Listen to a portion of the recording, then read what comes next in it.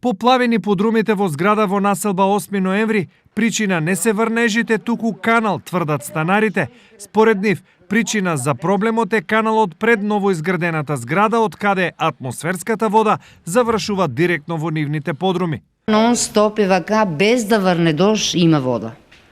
Понира вода од кога почна да тече, од кога го бетонира, почна да тече од нивниот канал, имат канал, а каналот веќе излева пред пред тера, тука е, позади нашата зграда.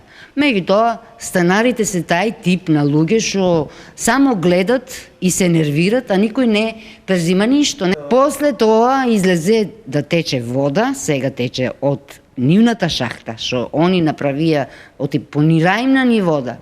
Станарите веќе ги бројат и првите штети од поплавените подруми, а стравуваат дека состојбата може и да се влоши. Можем да идам, имам потреба да си земам некој тегла или било што, имам пуно работа. Целиот, се што имам унатре, се е поплавено. Еве, тука гледате како е. Дрвата се веќе неупотребливи, целите се со вода. Уште полошо може да биде, може изграда да се урне, таа веќе вода нон-стоп понира. Конечно да се стави крај на овој проблем бара Јаневска, која зборуваше во име на сите 24 фамилии кои живеат во оваа зграда. Па нека се ставе крај.